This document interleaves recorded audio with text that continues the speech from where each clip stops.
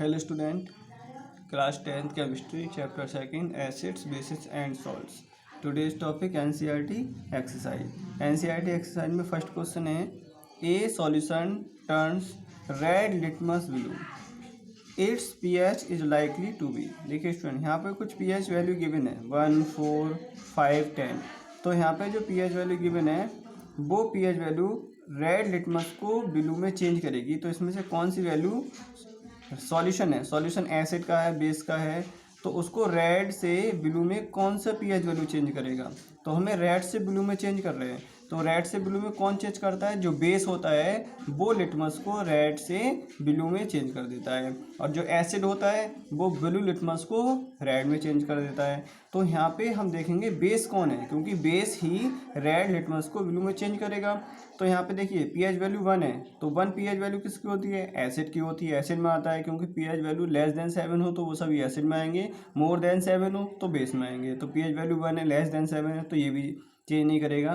PH value 4 है तो ये भी एसिड में आता है तो ये भी चेंज नहीं करेगा। पीएच वैल्यू 5 है तो ये भी रेड लिटमस को ब्लू में चेंज नहीं करेगा, क्योंकि ये भी एसिड में आता है। अब पीएच वैल्यू 10 है, पीएच वैल्यू 10 क्या है, मोर देन 7, और जो मोर देन 7 होती है पीएच वैल्यू वो सभी किस में आते हैं, बेस में। तो बेस क्या करता है, रेड को ब्लू में चेंज कर देता है। यहाँ रेड को ब्लू में कौन सा पीएच चेंज करेगा, 10। तो इसका आंसर कितना आ जाएगा, 10। Next, which one of the following types of medicine is use for the treating indigestion. Indigestion के ट्रीटिंग में कौन सा यूज करते हैं, एंटासिड।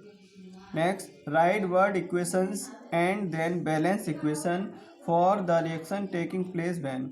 राइट वर्ड इक्वेशन है, ये जो वर्ड इक्वेशन है इसको हमें लिखना है और उसको बैलेंस करना है।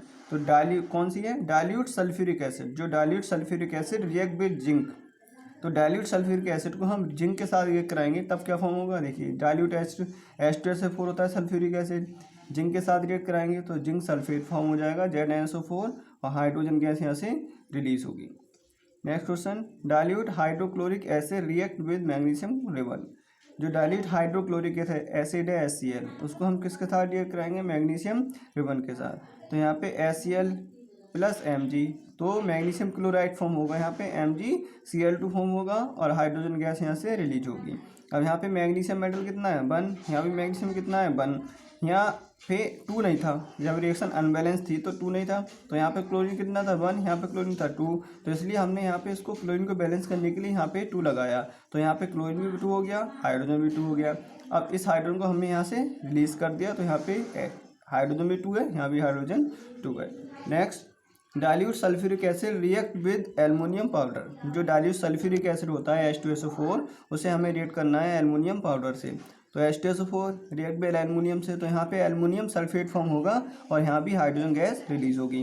अब यहाँ पे एल्युमिनियम सल्फेट में एल्युमिनियम कितना था, 2, यहाँ पे एल्युमिनियम हमारे पास कितना था, 1, तो एल्युमिनियम को बैलेंस करने के लिए हमने यहाँ पे 2 लगाया। अब जैसे हमने एल्युमिनियम को बैलेंस किया तो यहाँ पे SO4 का होल थ्राइज है, और यहाँ SO4 कितना था, 1, तो इसको बैलेंस SO4 को बैलेंस करने के लिए हमने यहाँ पे 3 लगाया, तो SO4 भी बैलेंस हो गया, एल्युमिनियम भी बैलेंस हो गया।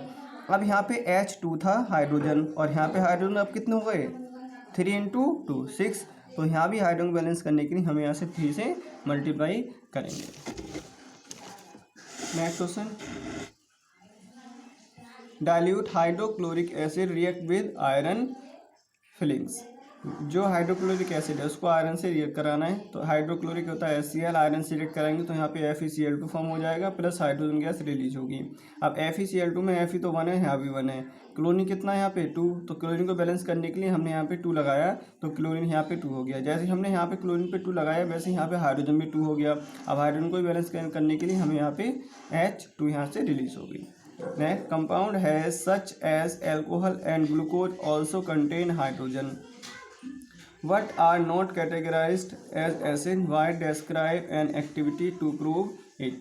जो अल्कोहल एंड ग्लूकोज होता है उसमें भी हाइड्रोजन प्रेजेंट होता है, लेकिन वो एसिड की कैटेगरी में नहीं आता है। क्यों नहीं आता है, क्योंकि जो अल्कोहल एंड ग्लूकोज है वो वाटर में डिजोल्व करने पे H+ आयन को प्रोड्यूस नहीं करता है, इसलिए वो एसिड की कैटेगरीज में नहीं आता है। Only those compound containing hydrogen are considered to be acid which dissolve in water to produce hydrogen ions.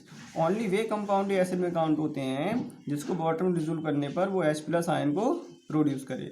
The hydrogen containing compound such as alcohol and glucose are not categorize as acid. और जो hydrogen, glucose and alcohol हैं वो acid category में नहीं आते हैं because they do not ionize, क्योंकि ये आयनाइज नहीं होते हैं टू प्रोड्यूस H+ आयन, और आयनाइज नहीं होंगे तो H+ आयन को प्रोड्यूस नहीं करेंगे when dissolve in water.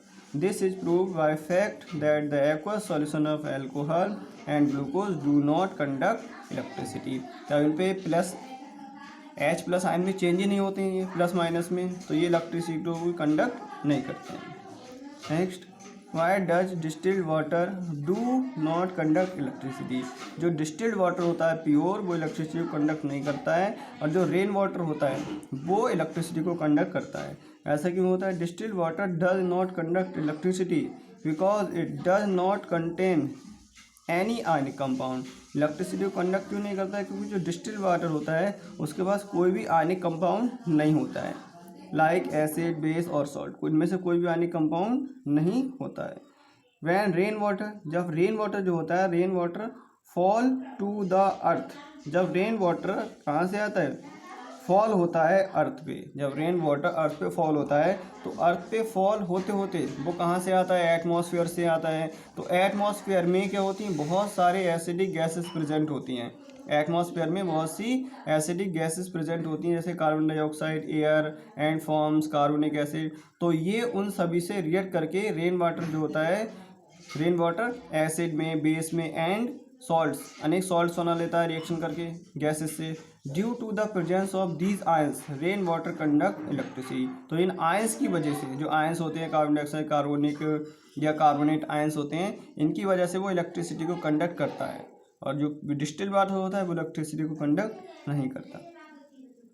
Next, why do acid not so acidic behaviour in the absence of water. जो एसिड है वो वाटर की एब्सेंस में एसिडिक करेक्टर को शो नहीं करता है, एसिड बिहेवियर को क्यों नहीं करता है? The acidic behaviour of acid is due to the presence of hydrogen ion. जो एसिडिक बिहेवियर है वो हाइड्रोजन आयन की प्रेजेंस के कारण होता है।